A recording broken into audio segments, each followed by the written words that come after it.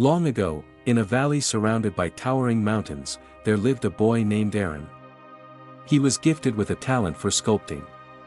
His hands could carve the finest details from wood and stone, creating animals so lifelike that birds would land next to his sculptures, mistaking them for kin. Aaron's village thrived on craftsmanship.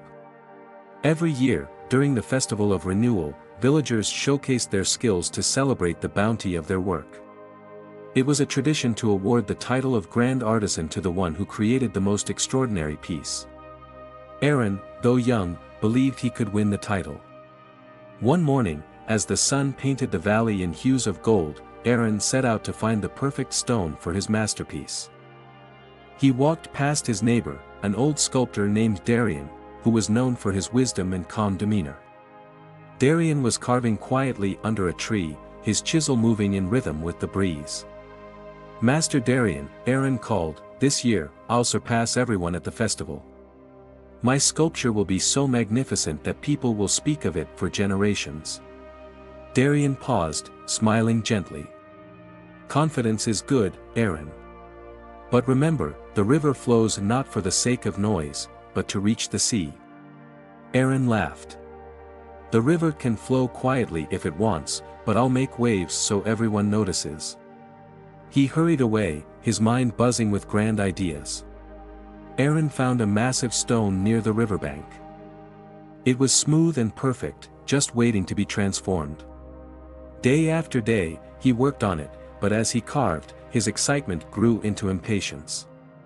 He began boasting to anyone who passed by. "This sculpture will be the best the village has ever seen," he told a passing farmer.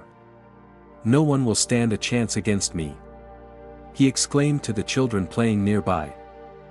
The villagers listened, curious but skeptical. Darion, who often strolled by to fetch water, would merely nod and continue on his way. In his eagerness to impress, Aaron started rushing. He left some details unfinished, telling himself that no one would notice.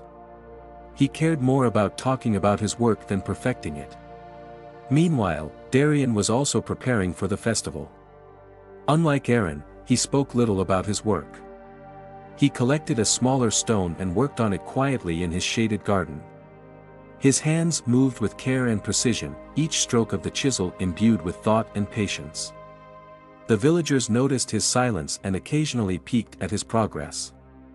Though they saw only glimpses, they were intrigued by the depth and precision of his work.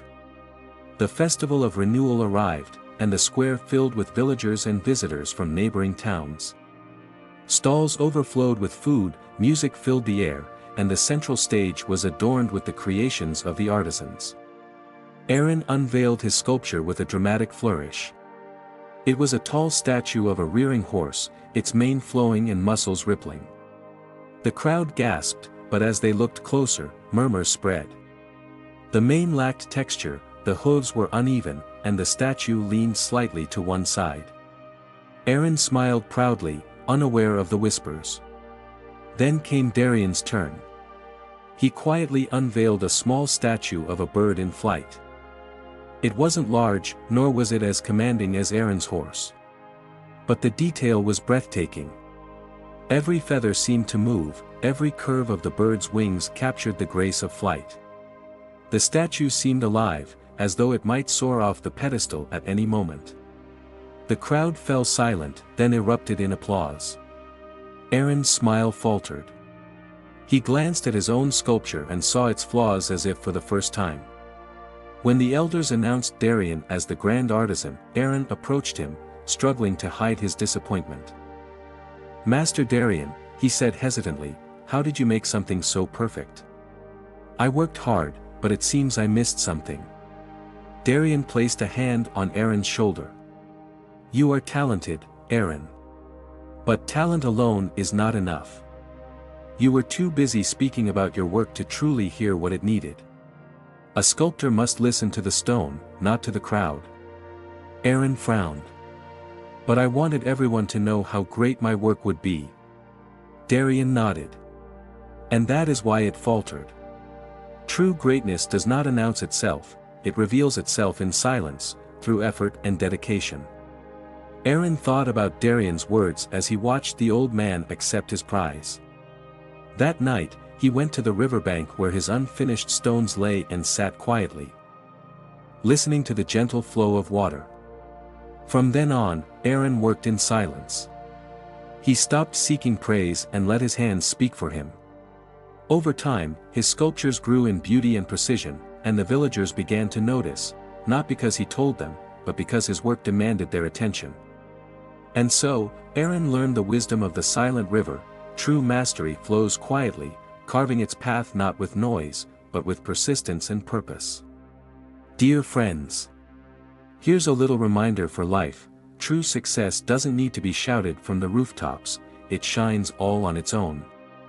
Focus on your goals, work hard in silence, and let your achievements speak louder than words. Remember, the most beautiful things in life often happen quietly, just like a flower blooming or the sun rising. If you found this story inspiring, please hit the like button and subscribe to the channel for more content that lifts you up and keeps you motivated.